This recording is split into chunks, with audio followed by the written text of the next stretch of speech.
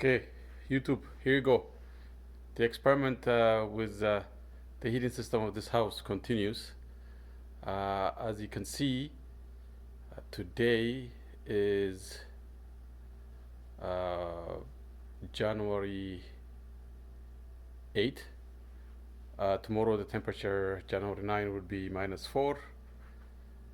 This is the forecast, -7. And then it will get to -23 on Tuesday. Uh, but after that, it will start to go up, and you can see all the way to 31st of January, it will hover around -2, -4. So I know, based on my history, how this heat pump outside has been performing. It should do okay up to -10. Okay, so last night it got to -20, and the temperature for first time it dropped to 68. It was 68 for a long time last night, and you can see here it's now 65. I turned off the heating mode. It's on the, and then you can see the temperature of the concrete floor is 79. For a long time, for 2 days, it held at 84, 84, 85. It only moved from last Thursday, when the temperature really starts to go down, to today. In 3 days, it went down by 6 degrees Fahrenheit, the concrete temperature. And room temperature here, this is the area, the only area that I'm taking temperature reading is 65. So you can see I have this big window here,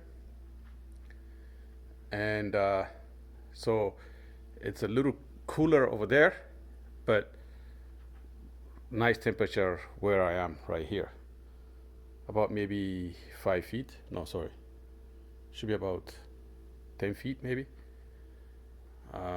So I probably have to put radiator over there, the fan coil I was talking about. By the way, that fan coil operates using glycol. Glycol is the best way to heat and cool the house. The fan coil upstairs uses glycol to cool and glycol to heat. So in the summertime, the glycol circles through the fan coil. In my last video, I showed the fan coil, and then there's a small fan, and would circulate the air to cool it or to heat it. So that I haven't installed it yet. Like I said, it will happen after. So the reason why I'm doing this video is to show how much the concrete temperature, how much it lost in 3 days, and the house only dropped about, well, I should say, since it starts to get really hot, about 5 degrees Fahrenheit. So it takes a while to heat the concrete and to heat the room. It takes 3 days, and also takes around that many days to release all the heat. So here's my plan. So I purchased the 18 kilowatt boiler from Thermolock. Thermolock is a company out of Montreal. They produce heat boilers like that one over there, like that one over there, and that one is 11.5 kilowatt. I ordered the 18 kilowatt. That will give me 60,000 BTU. I don't wanna, so I changed my mind.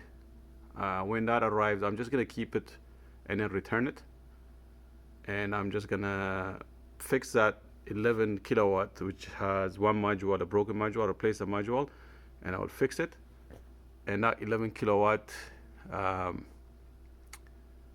the only time it will come on would be like in deep cold winter. So most likely only in January, once a year.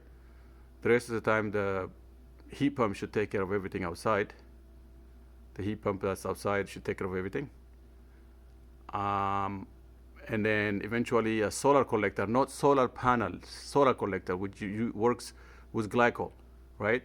That's the idea. A solar collector is what I want to use, and I would like it to be popular in Canada. that solar collector will take care of all the energy I need for this house. Before I do that, though, I have to make the house very efficient so it doesn't lose any heat. And the way I do that by sealing it really well, which I took the opportunity of moving in winter to seal everywhere. So I'd done all I could do to seal it.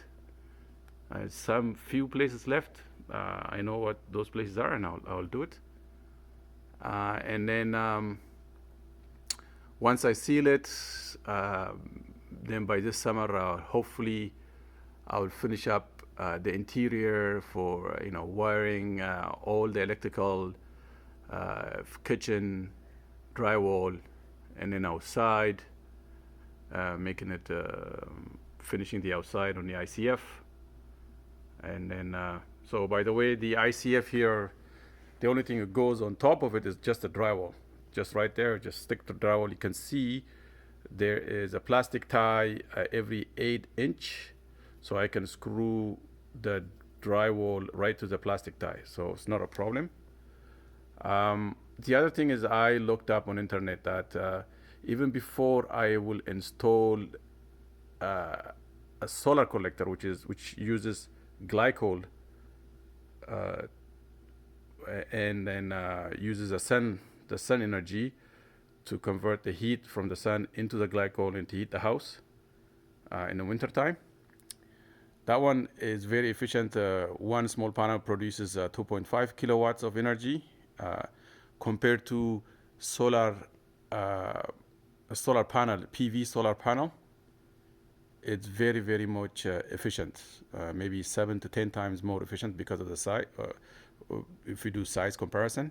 So with 4 solar collector panels, which are the same size as a solar PV solar panels, it would produce, you would need up to 30 panels to produce the same amount of energy that you would need, you can get from solar collector using 4 of them. Only 4 of them will produce as much as 4 solar collectors will produce as much as 30 PV solar panels in terms of energy. But like I said, and that energy you can use year-end, because the hot water tank that's behind the small glycol tank, that's a hot water tank, domestic hot water tank. That one has 500 liters of water.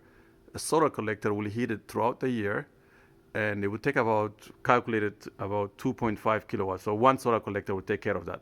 But the 3 extra solar collector will take care of heating the house in the winter as well. So 3 solar collector in the winter time, they heat the house. In the summertime, they don't do any use, but they will make sure that hot water tank is kept hot throughout the summer too, right? So that's the idea. I know I'm videotaping I'm talking on my phone, but I plan to show you how all this design works using my computer at some point. I'm just so busy right now, I just don't have time to do that. But the whole design and plan, I will show you with videos and some evidence and how I got to it. All this is just myself try and error. And the only mistake I made was I blew a control module on that boiler in a simple mistake, and it cost me around $150 to $200 to replace it. But other than that, I was able to, I might have replaced, changed my mind on some fittings, and that's it. Really, I didn't make any big mistakes on that, so I'm happy and proud on that. Plus, I wired all of my wiring so far. These are temporary wirings. I mean, I'm gonna make it neat and nice. Everything this house you see that's messy will be fixed. But for now, like I said, that boiler produces 37,000 BTU, right? When I fix it, I think on Monday for sure I should get the part. It will produce me 30,000 BTU, so I'll turn off on Tuesday when it gets minus 20. My plan is to turn off the heat pump outside and use the boiler to produce 37,000 BTU. And I purchased a space heater that can produce 16,000 BTU.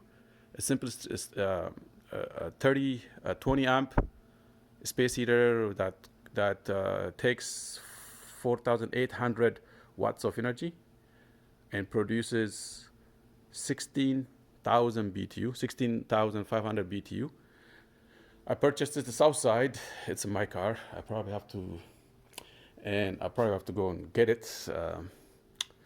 So I purchased it. That one is I plan to plug it in by sometime today, and I might show you some video. I'll probably place it right here, and it should give me heat to that area, and then to that area as well. And so 16,000 plus 37,000 should provide 60,000 BTU in the house. 60,000 BTU in the house is more than enough to keep it hot. You provide me probably more than what I need. So what I'm gonna do is I have a temporary stove here. So I'll just unplug that and plug it in there on Tuesday. And that's how I'm gonna provide heat for myself on Tuesday. Just a temporary 16,000 BTU here and 37,000 from the boiler. That way I can weather Tuesday. And then after that, after Tuesday, basically what's gonna happen is that, after Tuesday, it's all gonna be, temperature is gonna be fine. So I'll be okay. And I'll return the 18,000 kilowatts boiler that produces 60,000 BTU. I'll return that. And then by next summer, I will have all the boilers upstairs. All the fan coil upstairs, and the 11.5 kilowatts of boiler should take care of everything when the fan coil upstairs is installed. And so that's the plan. So like I said, I like everyone who follows me to learn. I hope my channel grows, and the core of all this project is to build a house that is energy efficient, and that starts with conserving energy, which means that sealing a house well, and then using HRV for the house to breathe, and then using efficient system to heat and cool, and also using the sun energy to heat and the solar panels to provide electricity, which eventually, with this all added together, will actually be able to sell solar panels. I'll probably install solar panels before I install solar collector. The reason why is that I read on internet that in Ontario, you pay around an average, I don't know if I'm wrong, 22 cents in average per kilowatt hour electricity. But if you install solar collector, you would sell that at 35 cents kilowatt hour. So you actually make a little bit more money than you consume, right? So you buy from the grid at 22 cents kilowatt hour, and then when your solar collector is connected, when the solar panels are connected, that you can sell it to the Ontario grid system at 37 cents kilowatt hour cents. So that way it's highly beneficial to have solar panels, right? Because it actually makes you money from the government. The solar collector doesn't make you money from the government. And there are also other things I'm gonna look into, getting a tax credit, all that stuff when I do that. So it actually pays when you're investing and spending money, so you get your money back. So it's almost 100% return, really, if you make a house energy efficient. I think there are other things the government is planning, and the government encouraging people to head toward energy conservation. I'm doing this not for the money, not for the environment. I shouldn't say not for the environment. It's benefiting, but the main reason why I'm doing this is that I'm gonna save money. It's not gonna cost me money. Like, it makes my living inexpensive. by doing this. So it's not for the environment or for the trees or for that. I mean, it also does that. I mean, if it was just for that, I probably would not go this much of lengths. It's just to be able to, in the long run, if I plan to live in this house, I don't want to pay for its maintenance. So save money uh, on maintenance, be free living basically, right? So that is a goal. I mean, I'm right now, I'm a little bit sacrificing. You can see my house, I'm living in like something that doesn't look nice when you look at it. Unfinished house. But slowly, I think it should take me about a year to bring it to decency. And but I hope you follow me and you learn from me. I hope everybody learns, but that's the plan. So thank you very much. Please subscribe. I will have more detailed videos of how, especially more videos, and I'm excited about the heating and cooling system of the house, as I've been talking about it throughout all my videos. And I'm going to be doing a lot of videos on that and how I got to it. And if you ask me questions, I will reply on my channel. So please let me know. Okay, thank you. Bye.